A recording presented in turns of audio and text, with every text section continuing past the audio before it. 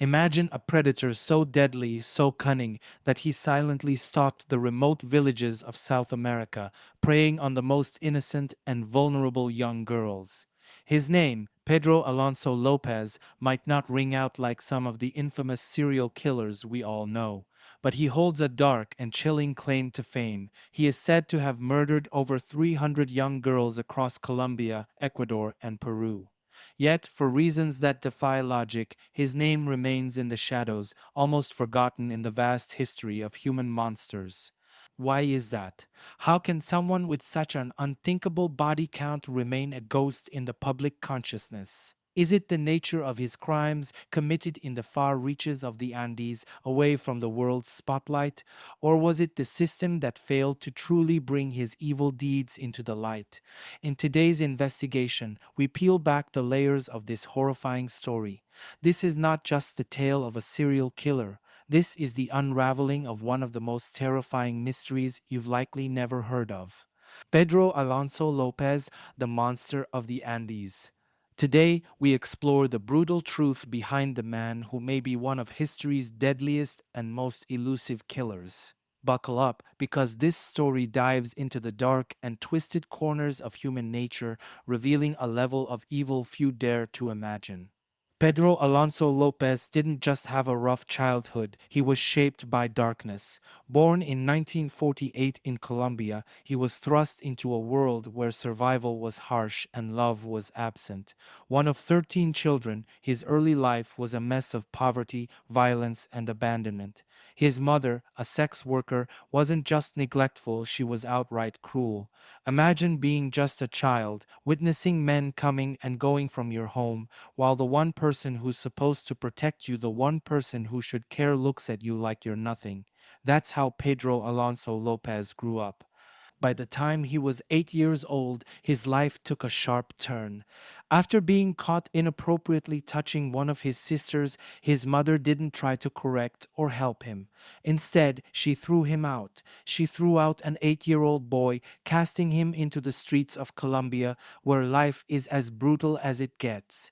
The streets weren't a place for a child to learn lessons, they were a place where you either survived or became a victim. And Lopez, he learned fast. His first encounter was with a man who promised help but only delivered abuse, sexual abuse. That moment shattered whatever was left of Pedro's childhood. He wasn't just a lost boy anymore, he was broken.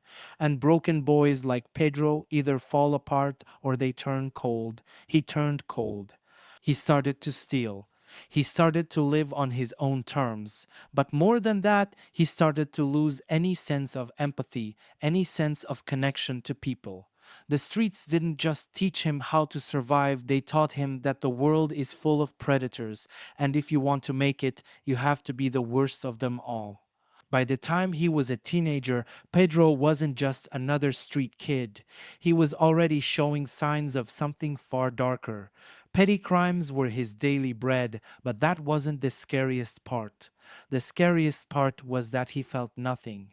No remorse, no guilt, just an empty void where empathy should be. His early life had hardened him into someone who could hurt, steal, and betray without a second thought. This wasn't just a troubled youth. It was the birth of a monster. Pedro's early exposure to violence, abuse, and rejection didn't just break him, it forged him into someone who would one day unleash terror on an unimaginable scale. The streets taught him that power comes from control, and soon enough, Pedro would find the ultimate way to take control by becoming the predator. What started as survival in the streets of Colombia became the foundation for something far more terrifying. Pedro Alonso Lopez was about to become one of the deadliest serial killers in history, but in those early years, no one saw it coming. They didn't know that the boy cast out by his mother, abused and abandoned, would one day strike fear across entire countries. Pedro Alonso Lopez's first steps into crime weren't the calculated moves of a mastermind, they were acts of desperation. After being abandoned at the age of 8, life on the streets wasn't about choice, it was about survival. The streets of Colombia were unforgiving, and for a boy with no family and no protection, petty crime became a way of life. Pedro started small, stealing food, picking pockets, doing whatever it took to get by. But with every crime, his connection to normal life grew thinner and his slide into darkness deepened. By his early teens, Pedro was no stranger to trouble with the law. Petty thefts turned into more serious offenses, and soon enough he found himself in and out of juvenile detention centers. But these institutions weren't places of rehabilitation, they were breeding grounds for violence. Inside the walls of these prisons, Pedro didn't find discipline or structure, he found more of the same cruelty he had been running from. Abuse was rampant, and the weak were preyed upon by the stronger inmates. For Pedro, prison wasn't just a punishment, it was a transformation. In those cold, violent halls, he learned lessons that would shape his future as a killer. He learned that to survive, you had to be ruthless. To gain control, you had to be feared. And for Pedro, these lessons sank in deeper than anyone could have imagined. It was in one of these early prison stints where Pedro's criminal behavior escalated to a chilling new level. The abuse he had endured on the streets found him again behind bars, but this time he decided he wouldn't be a victim. He struck back violently. It's here, in the twisted shadows of prison life, where Pedro claims to have committed his first murder. In an act of survival, or perhaps a glimpse of the predator he would soon become, Pedro took a life. And in doing so, something inside him shifted. This wasn't just about getting by anymore. This was about power, control, and the dark satisfaction that came with taking a life.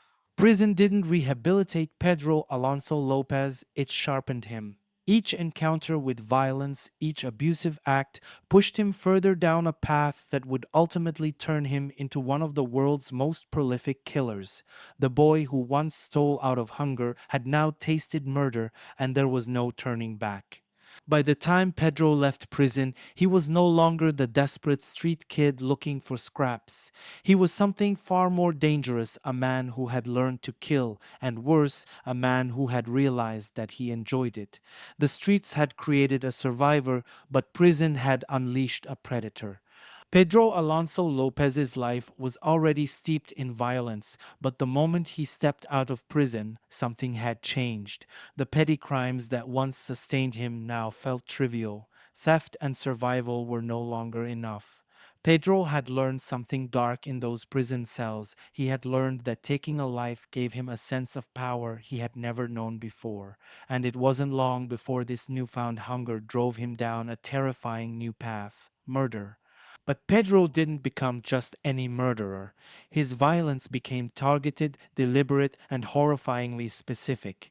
He began preying on young girls, vulnerable and innocent. It's hard to comprehend how someone could make such a transition from petty thief to serial killer, but for Pedro, it was all about control. He had spent his early life being controlled by his abusive mother, by strangers on the street, by prison guards, by the world itself. Now, with each new victim, he found a twisted sense of dominance that he had been denied his whole life. Pedro's shift from crime to killing wasn't a gradual process. It was as though he had crossed a line, and once crossed, there was no going back. He began traveling across Colombia, Ecuador, and Peru, luring young girls into his grasp with promises of gifts, sweets, or simply by preying on their trust. He sought out the most vulnerable, those from poor families or rural areas where people were less likely to notice when someone went missing. But why young girls? Why this specific group? The answer, in part, lies in the psychology of Pedro Alonso Lopez. Psychologists often argue that serial killers choose victims that represent something in their past, and for Pedro, these girls likely symbolized innocence, and innocence he felt was stolen from him at a young age. In his twisted mind, targeting them became a way of reclaiming the control that had been ripped away from him as a child. These girls were powerless, just as he had once been, and by taking their lives, Pedro was exerting a sick form of vengeance on the world that had wronged him. But there's another layer to this shift. Pedro's upbringing, marked by brutality and neglect, had stripped him of any sense of empathy or connection to others. As a result, he didn't see his victims as people. They were objects means to an end, fueling his need for power and domination. He had already learned to dehumanize others through his years on the streets and in prison. Now that dehumanization reached its most horrific peak. As Pedro continued his killing spree, he moved effortlessly across borders, blending into the shadows, escaping detection for years. The number of his victims grew by his own admission into the hundreds, but to Pedro, the scale of his violence didn't matter. Each life he took was a reaffirmation of his power. Each young girl he murdered was another strike back at the world that had cast him aside.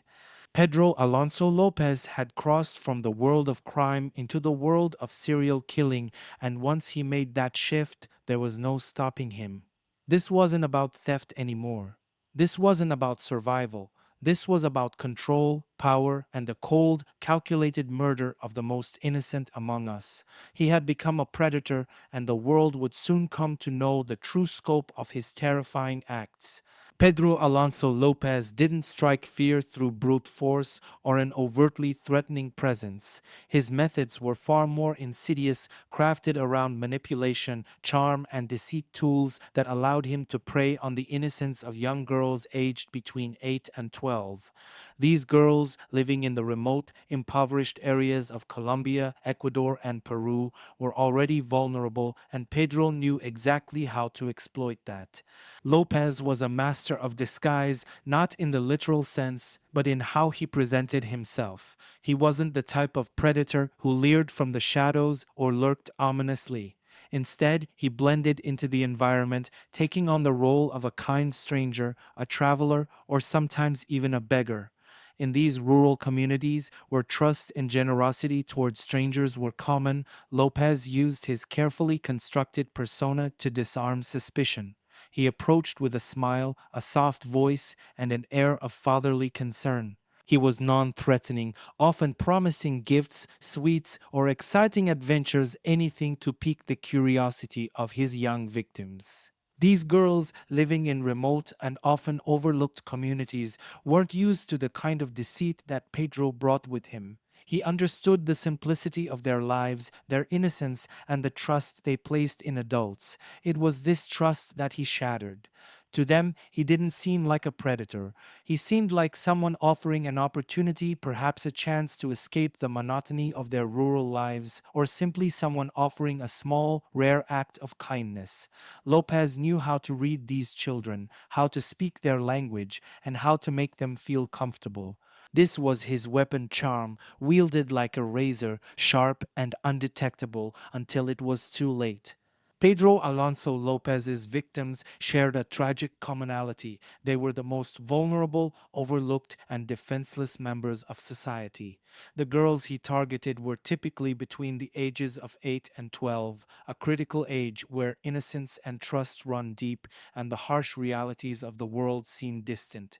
They came from rural villages across Colombia, Ecuador, and Peru regions where poverty was widespread and many families struggled to provide basic necessities. These were places where children were often left unsupervised, where the idea of danger wasn't at the forefront of everyday life, and where the absence of strong law enforcement made it easy for predators like Lopez to operate unnoticed.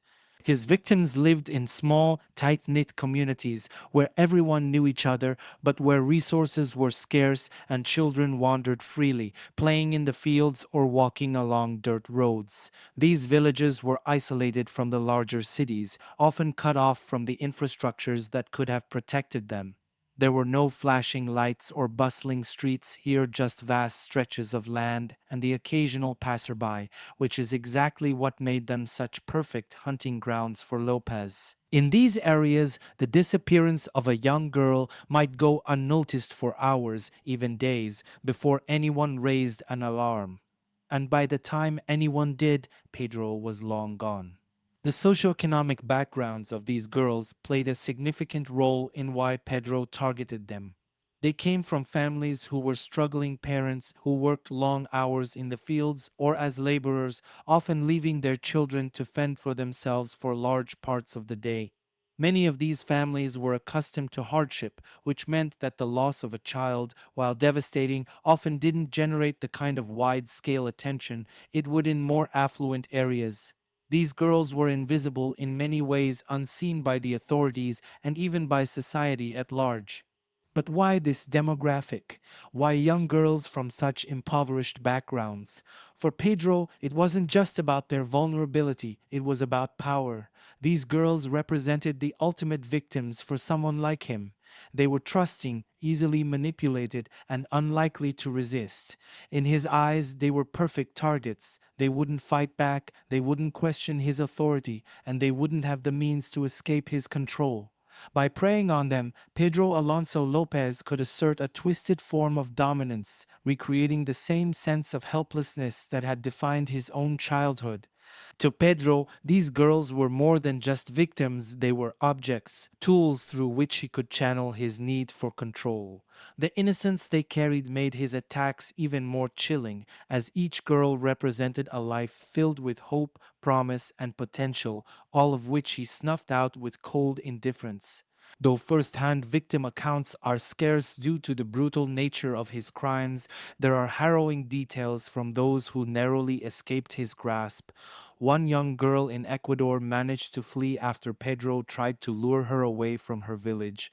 Her testimony became part of the evidence that eventually led to his arrest. She described him as charming, gentle at first, but something about him felt wrong. It was this sense of unease that saved her life. The survivors of Pedro Alonso López's attempted attacks often carried the scars of fear for the rest of their lives, knowing how close they came to being another name on his list of hundreds. These few who managed to escape were the rare exceptions in a nightmare that claimed far too many. Pedro's choice of victims, young, poor, and vulnerable, was calculated. He knew that the disappearance of these girls wouldn't make headlines, wouldn't spark massive investigations, and wouldn't raise alarms. They were, in many ways, invisible to the world around them, and it's that invisibility that Pedro exploited with terrifying precision.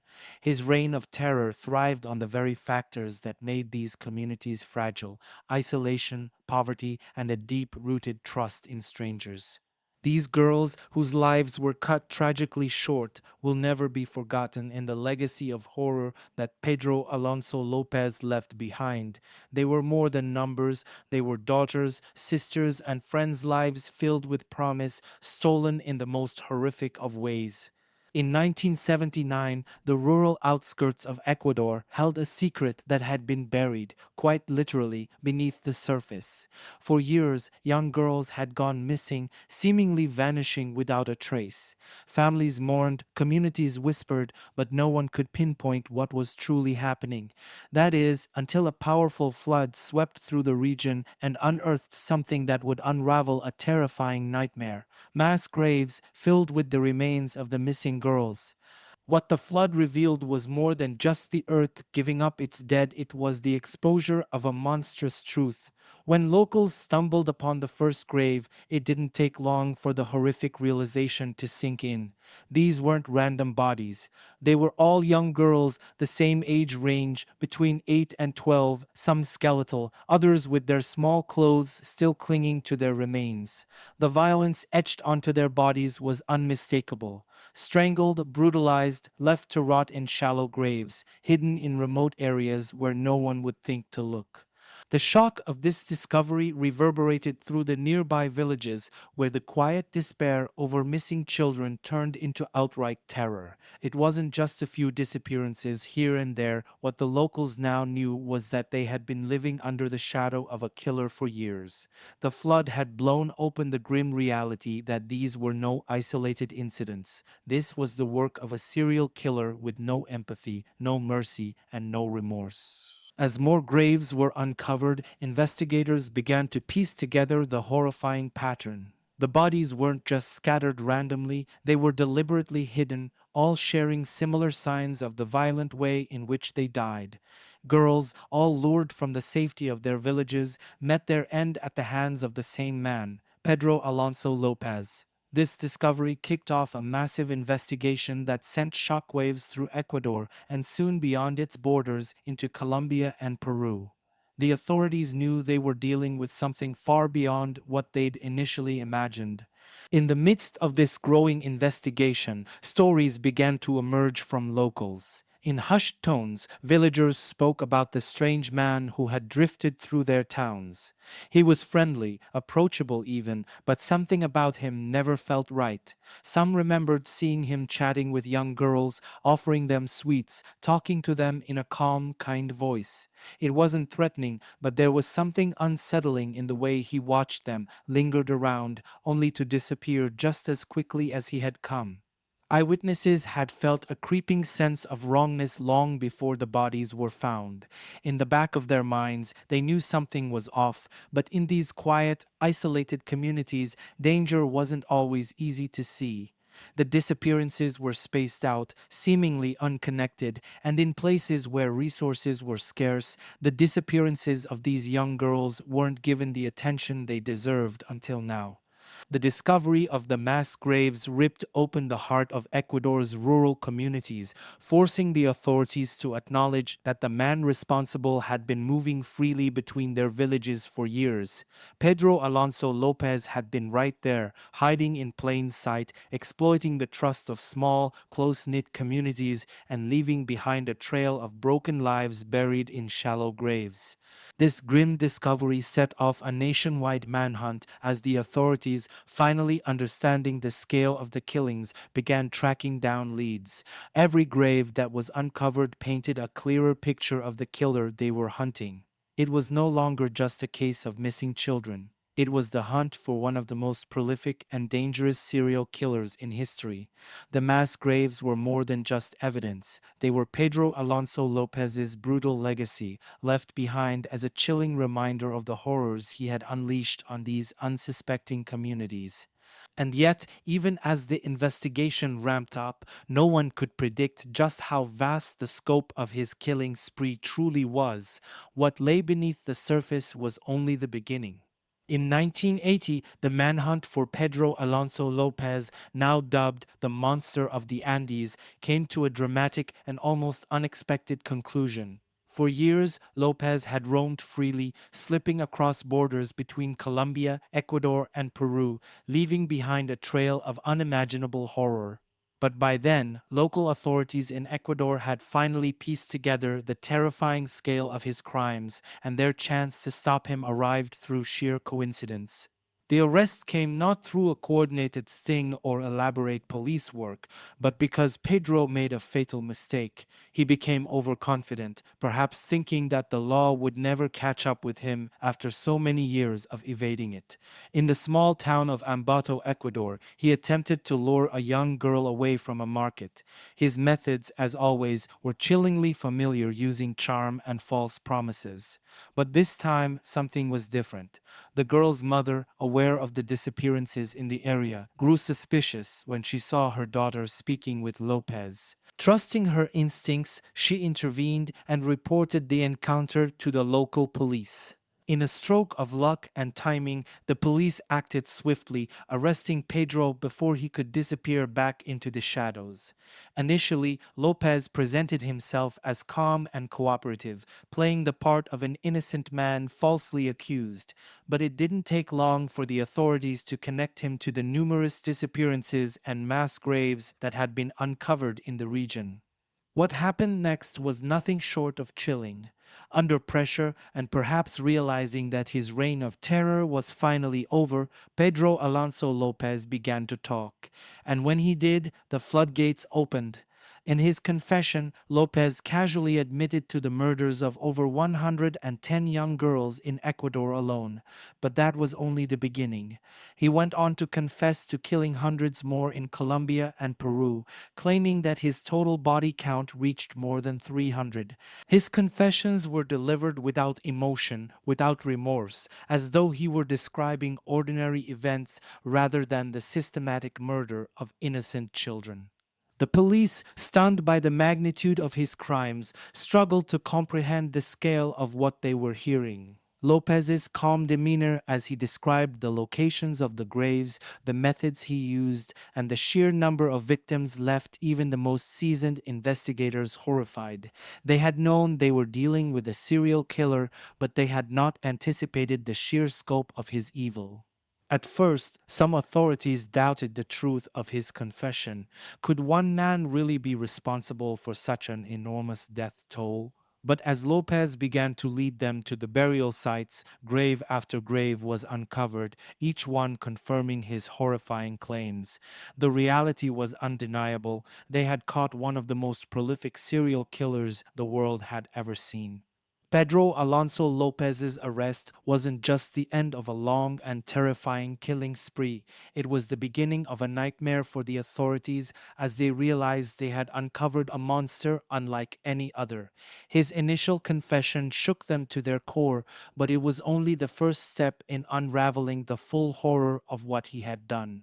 When Pedro Alonso Lopez sat down for his interrogation after his arrest, it was clear to investigators that they were facing something far beyond the scope of any serial killer they had ever encountered. What came next would be a confession that would leave even the most hardened officers struggling to comprehend the enormity of his crimes. Lopez spoke with a chilling calmness, describing the details of his murders with an almost casual detachment. As investigators pressed him for information, he did not hesitate. He openly admitted to killing more than 110 girls in Ecuador, but that was only the beginning. With an eerie sense of pride, he revealed that his killing spree extended far beyond Ecuador's borders, confessing to murders in Colombia and Peru as well. In total, Lopez claimed to have murdered over 300 young girls. For investigators, this confession was almost too much to process. The number was staggering: 300 innocent lives stolen in the most brutal and violent ways imaginable. Many of the officers present during the interrogation were seasoned professionals used to dealing with criminals and hardened by years of service, but this was different. The sheer scale of Lopez's crimes left them in shock.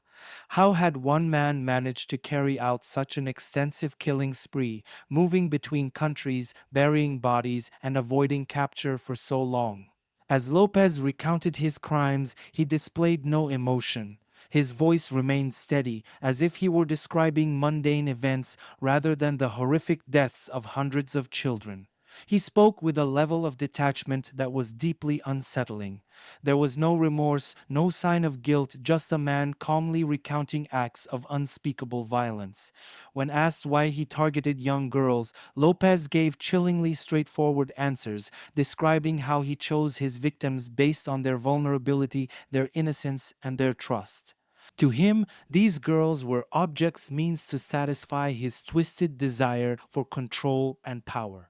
For the investigators, hearing Lopez's words was like staring into the abyss. The coldness in his demeanor, the ease with which he described his actions, left many of them wondering if they were even speaking to a human being. How could anyone commit such atrocities, one after another, and feel nothing? It was as if the lives of these children meant nothing to him, as if their deaths were simply part of a routine, a methodical process he had perfected over years of killing. Psychologists brought in to analyze Lopez were equally disturbed by what they found. Lopez exhibited classic signs of a psychopath completely devoid of empathy, emotion, or conscience. His ability to manipulate, charm, and deceive his victims showed his high level of cognitive functioning, but emotionally he was a void. He could understand right from wrong, but simply didn't care. In his mind, his desires for control and power outweighed any moral consideration. The more he killed, the more he felt in control of the world around him, a world that had, for so long, treated him as a victim. Lopez's confessions weren't just a matter of fact, they were a glimpse into the mind of a true predator, someone who viewed his victims as disposable and who found fulfillment in their suffering. His casual admissions were horrifying, but for him, they were simply the truth, a truth that investigators could barely wrap their minds around. In the end, the interrogation of Pedro Alonso Lopez revealed not just the staggering number of victims, but the terrifying nature of his psyche. He wasn't just a man who killed, he was a man who killed without feeling, without regret, and without any sense of humanity. The full weight of his confession left investigators not just horrified, but haunted by the depth of evil they had uncovered. This was no ordinary criminal. This was a man who had become the embodiment of a nightmare, and his confession was just the beginning of uncovering the true scale of his monstrous acts. The arrest of Pedro Alonso López opened the door to one of the largest and most horrifying forensic investigations in South American history. While his chilling confessions had already left investigators reeling, they needed concrete evidence to ensure that Lopez would never walk free again. What followed was a painstaking process of unearthing the bodies, identifying the remains, and connecting them directly to the man who had terrorized an entire region for years. The forensic evidence against Pedro Alonso López was overwhelming, and it began with the discovery of mass graves scattered across rural Ecuador, Colombia, and Peru. Lopez, in his chillingly calm manner, had led police to these graves, and as the ground gave up its secrets, the horrifying reality of his crimes became undeniable. Dozens of small skeletons, all of young girls, were unearthed in shallow, hastily dug graves. The condition of the bodies, many of which were badly decomposed, posed a significant challenge to forensic experts at the time. Forensic teams worked tirelessly to identify the remains, a process that was slow and grueling due to the state of the bodies. In many cases, the girls had been buried for months, even years, making traditional identification methods, such as visual recognition or personal belongings, nearly impossible. However, there were consistent signs of the violence they had suffered. Most of the bodies bore the same grim markers, ligature marks around their necks, indicating strangulation as the cause of death and evidence of sexual assault. These similarities helped build the case that these murders were the work of a single, depraved individual. While forensics at the time were not as advanced as they are today, the evidence gathered from the graves, combined with Lopez's detailed confessions, created a solid connection between him and the murders. Dental records, though limited in these rural areas, were used to match some of the victims, while clothing and other small personal items were linked back to the missing girls. The precise locations of the graves, which Lopez described with eerie accuracy, further solidified the case against him. If this investigation had occurred in the present day, modern forensic techniques would have drastically improved the process, offering even more definitive links between Lopez and his victims. DNA analysis, which was in its infancy at the time of Lopez's arrest, would have played a critical role. Today, forensic experts could extract DNA from even the smallest fragments of bone or tissue, allowing for the identification of victims with a level of precision that was unavailable in the 1980s. Lopez's genetic material could have been cross-referenced with evidence found at the crime scenes, providing irrefutable proof of his involvement. Additionally, modern techniques in forensic anthropology could have reconstructed detailed timelines for each victim's death, pinpointing the exact time they were murdered. With advancements in crime scene reconstruction, investigators could have used technology to better understand the circumstances surrounding each killing, where the bodies were buried, how they were positioned, and what tools might have been used. However, even without these modern tools, the forensic evidence in Lopez's case was overwhelming. The sheer number of graves, each one connected to his detailed confessions, painted a damning picture of his guilt. The forensics teams, using the tools available at the time, did an incredible job of piecing together the final moments of these girls' lives and building a solid case against Lopez. Ultimately, it wasn't just the bodies that connected Lopez to his crimes. It was the consistency of his methods, the precise locations of the graves, and the forensic markers that were common across all the victims. Each piece of evidence, no matter how small, added weight to the case against him. The remains of these young girls, though degraded by time, told their story in a way that Lopez couldn't deny. And though forensic science has advanced since then, the work done by the investigators in the 1980s was enough to expose the full horror of Pedro Alonso Lopez's killing spree. The forensic evidence not only confirmed his guilt, but ensured that the memory of these innocent victims would not be forgotten, their remains serving as the final pieces in a puzzle that had haunted three nations for years. Pedro Alonso López's ability to commit crimes across three different countries, Colombia, Ecuador, and Peru, was not only a testament to his cunning, but also to the fractured and underdeveloped law enforcement systems in place during the 1970s and 1980s. Moving between borders with alarming ease, Lopez exploited the gaps in communication and coordination among the police forces of these nations. His transnational killing spree became a nightmare for investigators who, due to a lack of resources and infrastructure, struggled to connect the dots across such a vast area. Lopez preyed on some of the most isolated and impoverished regions in these countries where law enforcement presence was minimal and the communities were often overlooked. The sheer geography worked in his favor. Remote villages, separated by mountains, forests, and miles of rugged terrain, were the perfect settings for his crimes. In these areas, disappearances weren't immediately noticed, and local police, often understaffed and underfunded, had neither the means nor the motivation to launch widespread investigations. In Lopez's world, where communication between police stations was almost non existent, it was easy to strike, move on, and strike again, leaving very few clues behind. The porous borders of Colombia, Ecuador, and Peru allowed Lopez to slip across international lines without raising much suspicion. Back then, these borders were often loosely guarded, especially in rural areas where cross-border travel was common for villagers and farmers.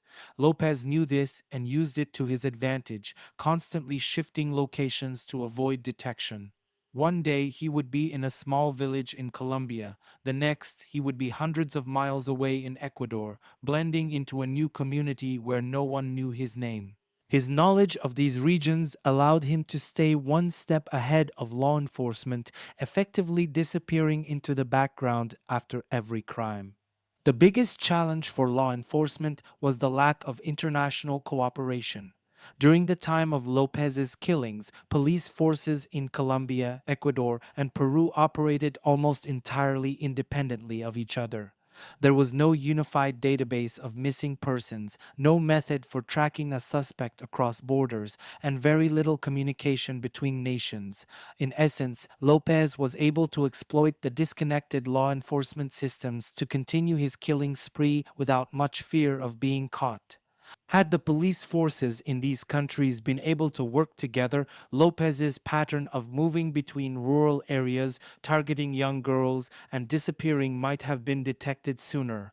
But at the time, each disappearance was treated as an isolated case, a local tragedy rather than part of a larger pattern. It wasn't until the discovery of mass graves in Ecuador and Lopez's arrest in 1980 that the authorities began to piece together the true scale of his crimes. Even after his arrest, international cooperation remained limited. While Lopez confessed to killings in Colombia, Ecuador, and Peru, there was very little coordination to bring all three countries into the investigation. Each nation had its own set of legal procedures, and there was no unified effort to charge him for crimes across borders. Lopez's confessions were chilling, but they were largely limited to what he revealed in Ecuador, where he was arrested and tried. The international community failed to grasp the full scope of Lopez's killings because of this lack of cooperation. If the police forces of Colombia, Ecuador, and Peru had shared information earlier, Lopez might have been apprehended sooner, potentially saving the lives of many girls. Unfortunately, the bureaucratic inefficiencies, coupled with limited resources, made it easy for him to evade justice for years.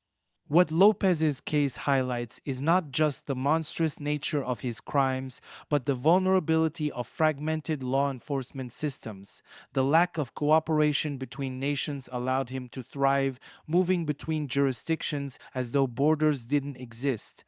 His crimes went unnoticed for far too long, and his arrest was as much the result of a lucky break as it was of investigative prowess.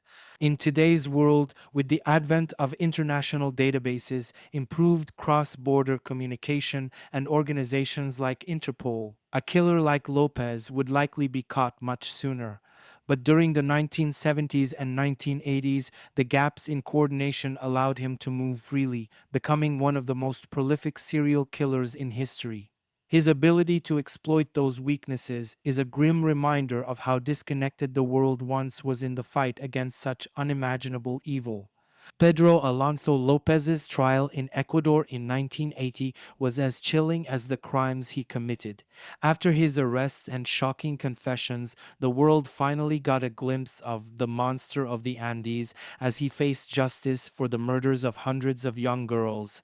But the trial was not just a legal proceeding, it became a grim spectacle, revealing the depths of his depravity and the failures of the system to stop him sooner. The trial was held in Ambato, the very town where Lopez had been arrested after his failed attempt to abduct yet another young girl. The courtroom was packed with locals, many of whom had lost daughters, nieces, and sisters to the horrors Lopez had unleashed on their communities. Tensions were high as the public demanded answers, but more importantly, they wanted justice for the lives he had so callously destroyed. Lopez, true to the cold detachment he had displayed during his interrogations, sat through much of the trial emotionless. He showed no remorse, no empathy, as witness after witness took the stand, recounting the disappearances of their daughters and the pain that had torn their families apart. The air in the courtroom was thick with grief and anger, but Lopez remained unmoved, his indifferent gaze only fueling the public's outrage. Key moments during the trial shocked both the courtroom and the nation. One of the most haunting came when some of the few survivors of Lopez's attempts took the stand. They described in harrowing detail how Lopez had lured them with promises of gifts or help, only to turn violent once he had isolated them. Their testimonies painted a clear picture of the predator. He truly was charming and disarming on the surface, but a monster underneath. Despite the overwhelming evidence against him, Lopez offered little in the way of defense. He didn't try to deny his crimes. In fact, his confessions had already sealed his fate. Instead, his legal team attempted to argue that his horrific childhood, marked by abuse and abandonment, had warped his sense of morality, leading him down the path of violence. This defense, while acknowledging his guilt, sought to frame Lopez as a victim of circumstance, a broken man shaped by an unforgiving world. But this argument did little to sway the public or the court, who saw him not as a victim, but as a monster who had taken the lives of innocent children without a shred of remorse.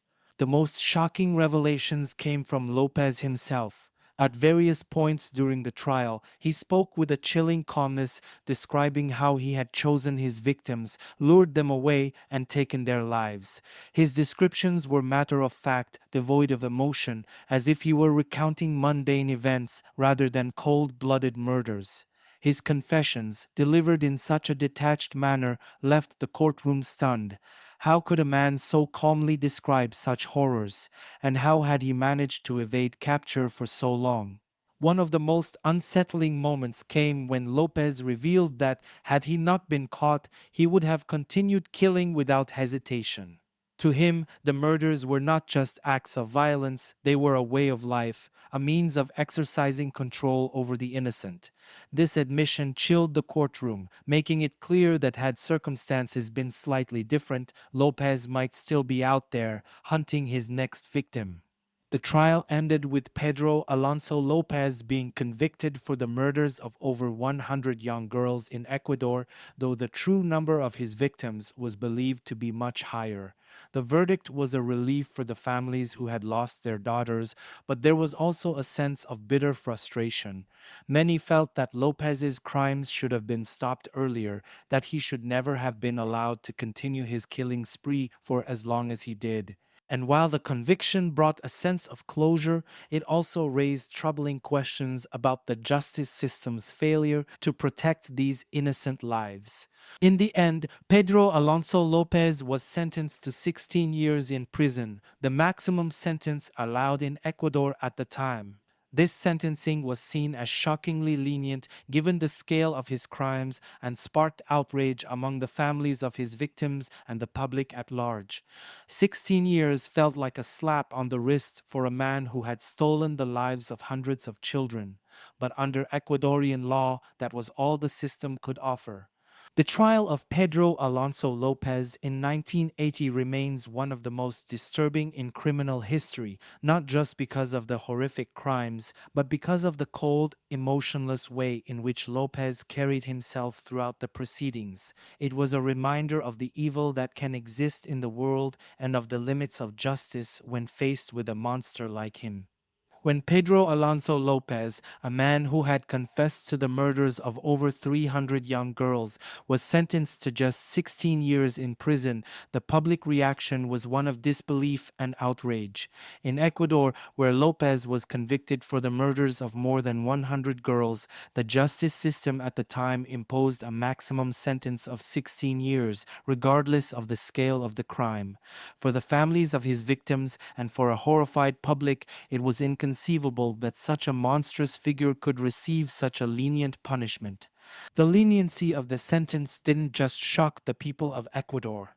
International observers, appalled by the magnitude of Lopez's crimes, questioned how a justice system could allow such a light sentence for someone who had admitted to such a vast and brutal killing spree. For many, it was a gross miscarriage of justice. There was no death penalty in Ecuador, and life imprisonment was not an option under the law at the time.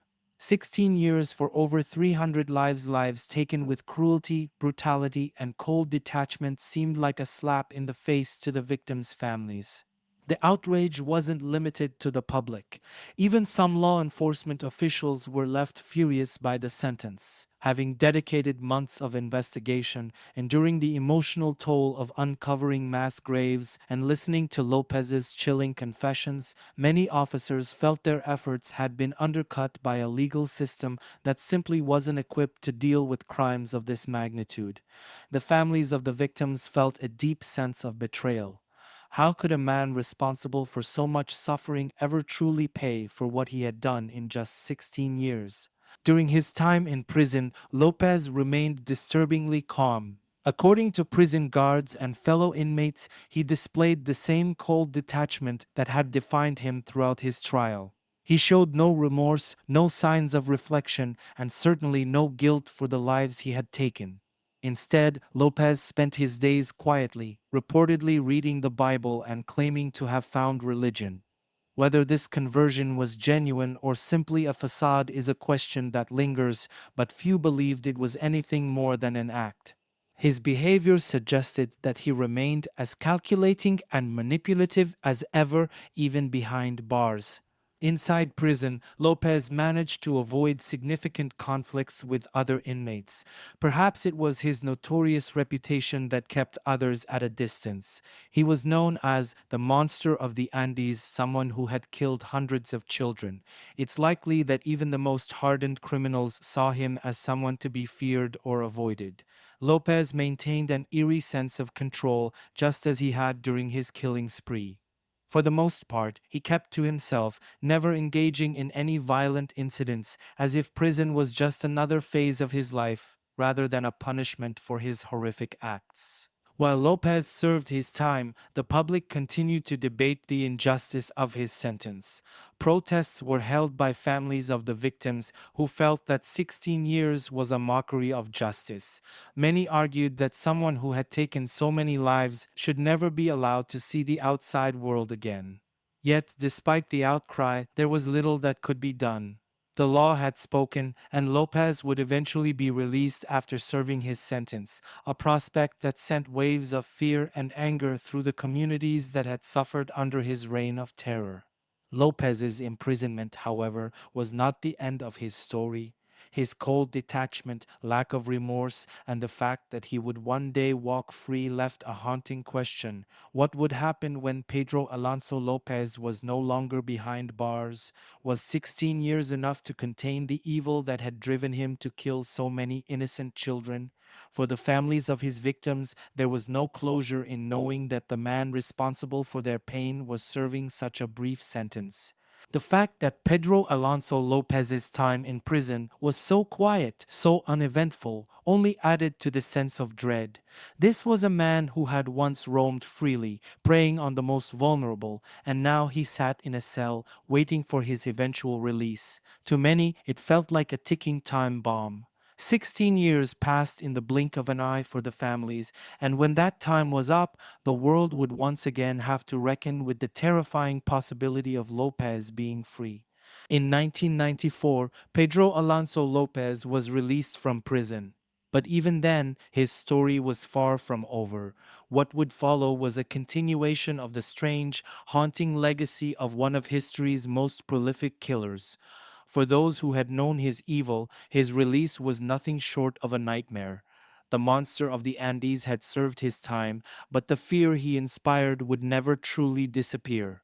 In 1994, after serving only 14 years of his 16-year sentence, Pedro Alonso Lopez was released from prison in Ecuador. The news of his release was met with shock, outrage, and disbelief, both in Ecuador and internationally. The man who had confessed to murdering over 300 young girls was walking free, having served a shockingly brief sentence for crimes that had devastated so many families and communities. Lopez's early release came as a result of Ecuador's prison system allowing time off for good behavior. During his imprisonment, Lopez had been a model inmate, calm, compliant, and cooperative. He kept to himself, rarely causing trouble, and under the laws of the time, this entitled him to early release. But for the public, the idea that good behavior could somehow outweigh the atrocities he had committed was unfathomable. The families of his victims, still haunted by the loss of their daughters, were furious. Protests erupted, and there was widespread condemnation of the Ecuadorian legal system for allowing such a dangerous man to be set free. The authorities, aware of the public outrage and fearing further backlash, made the decision to expel Lopez from Ecuador immediately upon his release. He was deported to Colombia, the country of his birth, where officials hoped he would quietly disappear. But the people of Colombia, well aware of his history and his confessions of killing in their own country, were terrified. For them, Lopez was not a distant figure. He had walked their streets, preyed on their children, and left behind countless victims. His return to Colombia was nothing short of a nightmare. Colombian authorities, having no legal grounds to keep him detained, were left with little choice but to release him. Despite Lopez's confessions to murders in Colombia, there were no formal charges against him at the time of his deportation. His crimes had spanned multiple countries, and due to the lack of international coordination and legal infrastructure, Lopez found himself a free man. The legal loopholes that had allowed him to evade justice for so long were once again working in his favor. The public response in Colombia was one of fear and outrage. How could a man who had admitted to murdering hundreds of children simply be released back into society? The fear was palpable, especially in rural areas where parents lived in constant terror that Lopez might strike again. The media fueled the panic, running stories on his return and the possibility that he might resume his killing spree. For many, it felt like the justice system had failed them. Once again, Lopez had served his time, but the families of his victims were left to wonder if his evil would once more find its way into their lives. In an effort to calm public anxiety, the Colombian authorities placed Lopez under close surveillance, though they were powerless to keep him behind bars. He was monitored for a short time, but eventually the surveillance ceased. And then Lopez disappeared. The most terrifying aspect of Lopez's release was the uncertainty that followed. The public wanted assurances that a man as dangerous as Lopez could never harm again, but instead they were left with fear and questions. He vanished from the public eye, and while rumors of his whereabouts circulated, no one knew for sure where he had gone or what he was doing. Some claimed he had fled into the remote regions of Colombia, while others speculated he had crossed into another country, perhaps to continue his killings in the shadows. The fear surrounding Lopez's release didn't just affect Colombia, it spread throughout South America. Ecuadorians, still reeling from the damage he had caused, were horrified to learn that their justice system had allowed him to walk free, and Peruvians, where many of his victims had also been found, shared in the dread. The idea that someone who had shown no remorse, no guilt, and no empathy could simply be released into society was a chilling reminder of the failures of the legal system to truly bring justice to the victims. Pedro Alonso López's release in 1994 was more than just the end of his prison sentence. It was a stark symbol of the fear that still lingered, the lives left devastated by his actions, and the grim possibility that his evil might resurface. To this day, his whereabouts remain a mystery, and for the families of his victims, that uncertainty is perhaps the cruelest reminder of all that justice was never fully served. Pedro Alonso Lopez's return to Colombia in 1994 was a moment of intense fear and uncertainty. After serving just 14 years in Ecuador for the murder of over 100 young girls, Lopez's release left the public in shock. Many wondered, would the monster of the Andes continue his killing spree, or had his time in prison changed him? Unfortunately, in the years following his return to Colombia, a series of rumors and accusations began to surface, suggesting that the nightmare might not be over. As news of Lopez's release spread, so did whispers of missing girls, eerily similar to the cases from the 1970s and 1980s. In rural parts of Colombia, particularly in areas where law enforcement was weak and communities were isolated, reports of young girls disappearing began to emerge. These were the same kinds of places Lopez had once roamed freely, hunting for his victims. Locals, already terrified by his release, were quick to point fingers in his direction, and the idea that Lopez had resumed his killings became a chilling possibility. But despite the growing fear, there was little solid evidence to link Lopez to any new crimes. The disappearances of young girls in Colombia, while alarming, weren't unusual in a country plagued by violence, poverty, and weak law enforcement. Colombia was dealing with numerous internal conflicts during the 1990s, including the rise of drug cartels and paramilitary groups, and disappearances were tragically common. While some believed Lopez had returned to his old ways, others suspected that the missing girls were victims of other violent forces at play in the country. Law enforcement, hamstrung by a lack of resources and overwhelmed by Colombia's broader issues, struggled to investigate the claims. Missing persons cases were often ignored or underreported, especially in rural areas. The lack of coordination between local police forces meant that even if Lopez was involved, it would have been difficult to track him. Despite the suspicions, there were no concrete sightings of Lopez, and no bodies were definitively linked to him. He had vanished from the public eye, and with him, the evidence to prove whether he was still killing. Conflicting reports about Lopez's whereabouts only fueled the rumors. Some claimed to have seen him in remote Colombian villages, while others suggested he had crossed the border into Venezuela or Peru. A few even speculated that Lopez might have been killed by vigilantes seeking justice for his past crimes. These conflicting stories made it nearly impossible to pin down the truth. Lopez had become something of a ghost, his name still inspired fear, but his actual presence was elusive. What made the rumors even more terrifying was the fact that Lopez, by his own admission, had no intention of stopping. During his trial and imprisonment, he had shown no remorse, and when asked, he had chillingly stated that he would continue killing if given the chance. For many, this statement was proof enough that Lopez was still a threat. The fact that missing girls were being reported in the same regions where he once hunted seemed to confirm their worst fears. Yet, without hard evidence, it was difficult to say for certain whether Pedro Alonso López had resumed his reign of terror.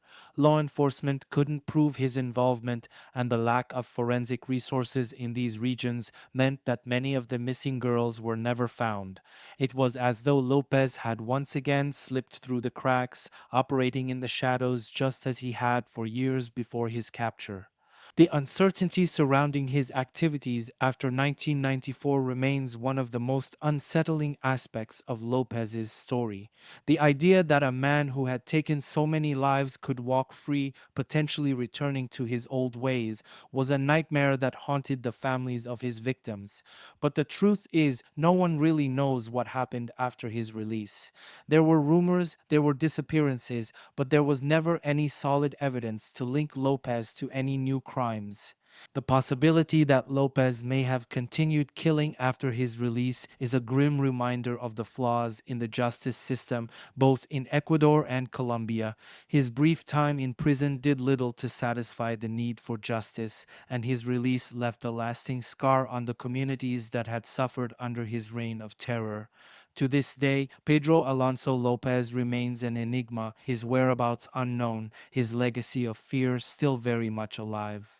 Whether or not he continued to kill after his release, the shadow of Pedro Alonso Lopez will forever loom over Colombia and the surrounding countries, a symbol of unchecked evil that may still lurk in the dark corners of the world.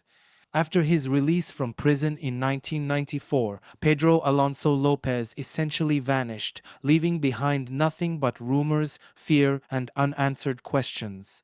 The man who had confessed to murdering over 300 young girls, the monster of the Andes, seemed to disappear into the shadows as if he had never existed.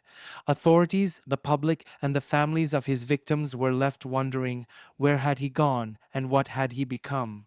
Was he dead, or had he somehow evaded capture yet again?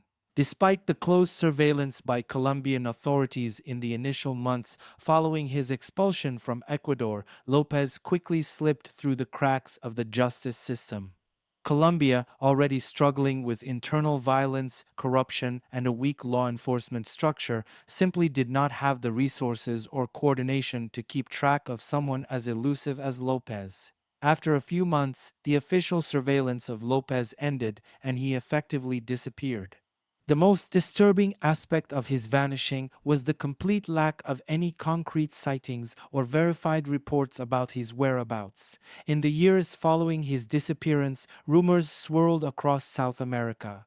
Some claimed he had crossed the border into Venezuela, where he could have blended into the isolated, rural communities that resemble the ones he once terrorized. Others believed he had traveled to Peru, returning to the country where he had also murdered countless girls. There were even whispers that Lopez had fled to a different continent altogether, seeking anonymity in a world far removed from his bloody past. Then there were darker speculations that Lopez had continued killing, slipping back into his old habits and leaving a trail of bodies in places where law enforcement was too weak or disorganized to link the murders back to him. Some locals in rural Colombia, Ecuador, and Peru whispered that young girls were still disappearing, with the same eerie pattern that had once marked Lopez's reign of terror. But without solid evidence, these claims remained just that, rumors, unable to confirm whether the monster of the Andes had returned to his old ways. More unsettling were the occasional, unverified claims that Lopez had been murdered by vigilantes or former victims' families seeking revenge for the lives he had taken. Given the level of anger and pain he had inflicted on so many communities, it wasn't hard to imagine that someone might have taken justice into their own hands. According to this theory, Lopez's body was disposed of in the same hidden way he had buried his victims, deep in the earth, far from prying eyes, in a place where his evil deeds could finally meet their end. But again, there was no evidence to back up this claim, leaving it to linger as just another part of his mysterious disappearance. Others speculate that Lopez's vanishing act is a testament to his ability to survive and adapt. For years, Lopez had moved across borders, slipping through different countries and exploiting the lack of communication between law enforcement agencies. He had lived on the streets, hidden among the most forgotten parts of society, and thrived on remaining invisible. It's possible that after his release, he simply resumed his transient lifestyle, constantly moving, never staying in one place for too long, always avoiding capture. What makes Lopez's disappearance so haunting is the fact that no one knows for sure whether he is dead or alive. For all the devastation he caused, for all the lives he destroyed, his vanishing left an eerie absence in the justice system. Authorities, plagued by other national crises and unable to devote resources to a ghost from the past, eventually stopped searching. With no new leads and no fresh evidence, Lopez's file was shelved and the world moved on. But for those who remember his crimes, Lopez's disappearance is a terrifying loose end. The idea that someone so capable of horrific evil could still be out there, somewhere in the world, is a nightmare that lingers in the minds of the families who lost their daughters to his brutal killings. Some believe that Lopez may have simply grown old and died, possibly from disease or violence in the lawless regions he once roamed.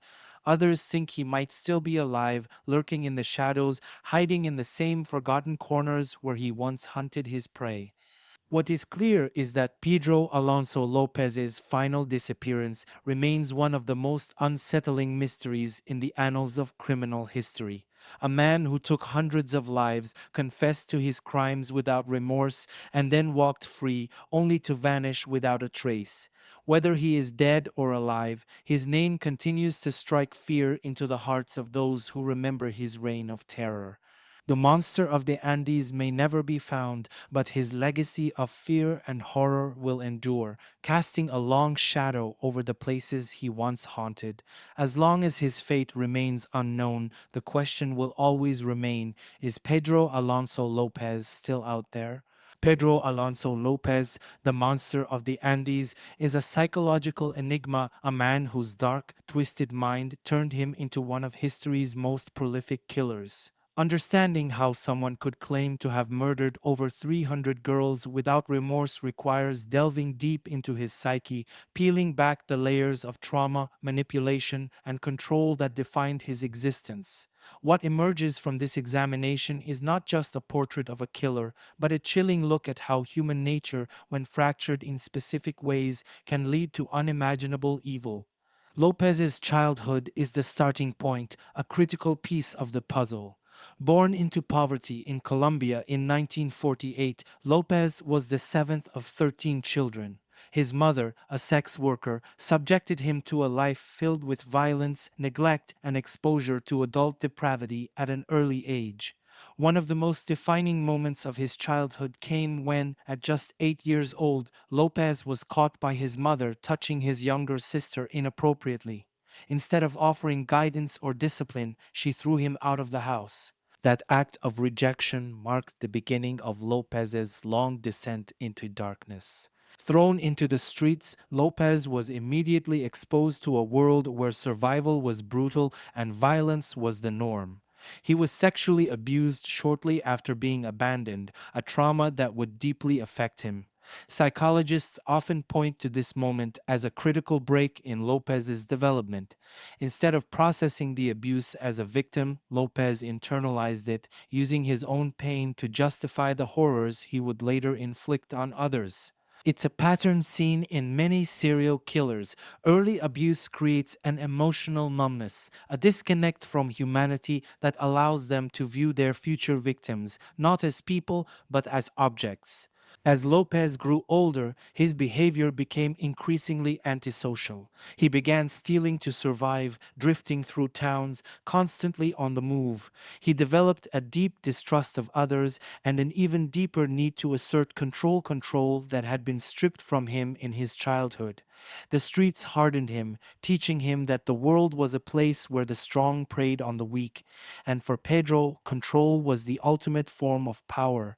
He wasn't just content to survive, he needed to dominate, to make others feel the powerlessness he had felt as a child. By the time Lopez began his killing spree, his psychological profile had solidified into something terrifying. Experts describe him as exhibiting clear signs of psychopathy, no empathy, no remorse, and a chilling ability to manipulate others. But Lopez's psyche went beyond the textbook definition of a psychopath. His killings weren't impulsive or reckless. They were methodical, calculated, and deeply tied to his need for control over life and death. Lopez targeted young girls between the ages of 8 and 12, an age range that mirrors the time when his own life had been shattered. His victims represented innocence, purity, and trust, qualities he had lost early in life.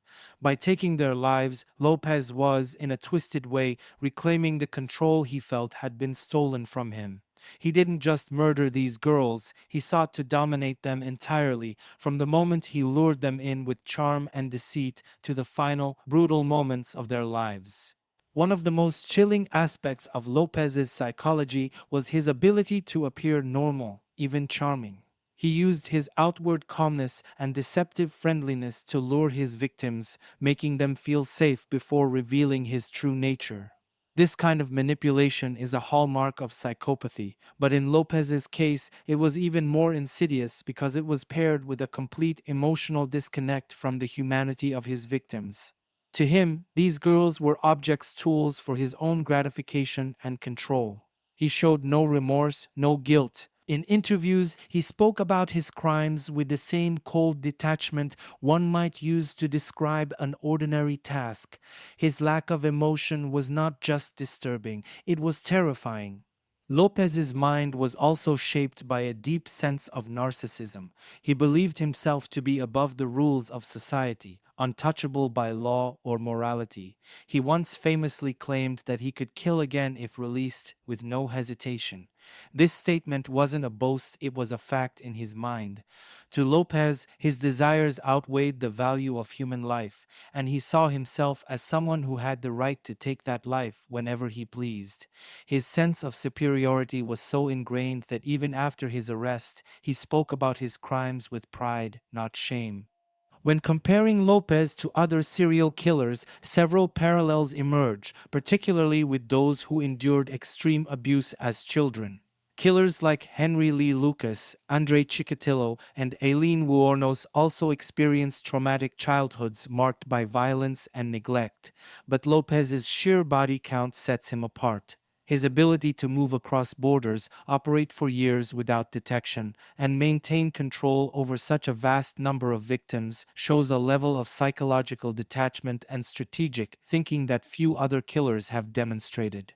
One of the most telling aspects of Lopez's psychological profile is his complete lack of remorse. During his trial and interviews, he never once expressed regret for what he had done.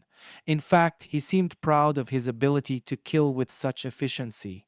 His confessions weren't just admissions of guilt, they were admissions of power. Lopez saw himself as someone who could dominate life itself, and that belief drove him to commit one of the most horrifying killing sprees in history. Experts who have studied Lopez's case argue that his crimes were not just about killing, they were about control, domination, and the assertion of his own twisted worldview. For Lopez, life was a game, and he was the one holding all the cards. His ability to manipulate, charm, and deceive was his greatest weapon, and his complete lack of empathy allowed him to carry out his crimes without a second thought. The Pedro Alonso Lopez case, once uncovered, sent shockwaves through Colombia, Ecuador, and Peru, forever changing the way law enforcement approached crimes, especially those involving missing children. Before Lopez's reign of terror, the police systems in these countries were largely fragmented, poorly resourced, and heavily focused on more immediate threats like political instability and local violence. The idea of a transnational serial killer operating with impunity was something they simply weren't prepared for. One of the biggest lessons drawn from the Lopez case was the need for stronger communication between neighboring countries' law enforcement agencies. Lopez exploited the lack of coordination across borders, moving freely between Colombia, Ecuador, and Peru, leaving behind a trail of bodies without detection for years. After the discovery of his crimes, there was a significant push to improve cross border cooperation. Systems were established to better track missing persons, and international databases were created to share information about criminal activity. Additionally, the Lopez case spurred efforts to improve child protection measures. Authorities in these countries, now painfully aware of how vulnerable rural children had been, began instituting more stringent safeguards, particularly in remote communities. Education programs were implemented to teach families and children about the dangers of strangers, and law enforcement was encouraged to take missing persons reports more seriously, especially when children were involved. Despite these improvements, there was and continues to be criticism of how the Lopez case was initially handled. Law enforcement had, for years, dismissed the disappearances of young girls as isolated incidents, failing to connect the dots. In rural areas where poverty and crime were already rampant, the disappearances of children weren't given the attention they deserved. The case exposed deep flaws in the system, including the lack of forensic expertise, poor investigative practices, and a general lack of urgency when dealing with cases involving vulnerable populations. While improvements were made, the tragedy is that it took the deaths of hundreds of girls to bring about these changes. Pedro Alonso Lopez's legacy is one of fear, loss, and unanswered questions. In the rural areas of Colombia, Ecuador, and Peru, his name still conjures memories of the innocent girls who vanished and the terror that gripped entire communities. Yet, despite his staggering body count, Lopez has not gained the same infamy as serial killers like Ted Bundy or Jeffrey Dahmer. Part of this can be attributed to the fact that his crimes took place in remote, underreported regions of South America. The global media landscape at the time was more focused on high profile killers in the United States and Europe, leaving Lopez's horrific deeds largely overshadowed. In the regions he terrorized, however, Lopez's memory lingers like a dark cloud. Families who lost daughters to his brutal spree were left with little closure, given that many bodies were never recovered and justice felt woefully incomplete. For them, Lopez's release after just 14 years was a cruel reminder of the limitations of the justice system. The fear he instilled in these communities, particularly in rural villages where young girls were his prime targets, continues to shape how these societies view outsiders and protect their children. Despite his claims of having killed over 300 girls, Lopez's relative obscurity outside of South America is puzzling. It speaks to a broader issue of how certain crimes are remembered or forgotten by the public. Perhaps it's the remoteness of his killing grounds, or perhaps it's the lack of media coverage at the time, but the world has largely moved on from Lopez's horrifying legacy.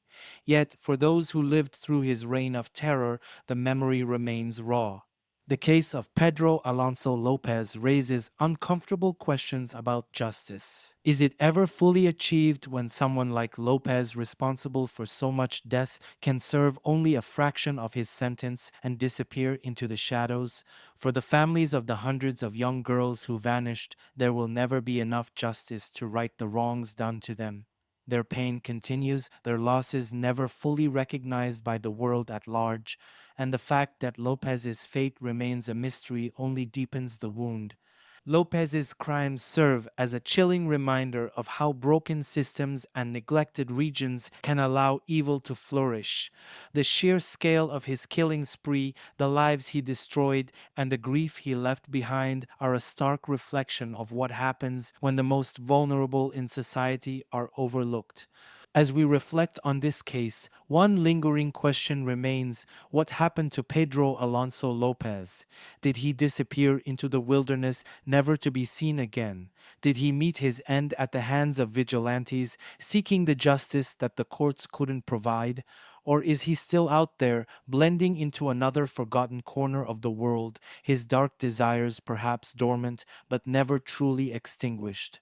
These are questions that may never be answered, and perhaps that is the most haunting part of Pedro Alonso Lopez's story.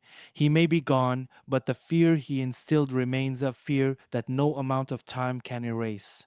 If you were captivated by this deep dive into the mind of one of history's most elusive serial killers, be sure to like, subscribe, and hit the notification bell so you don't miss future investigations into the darkest corners of the human psyche.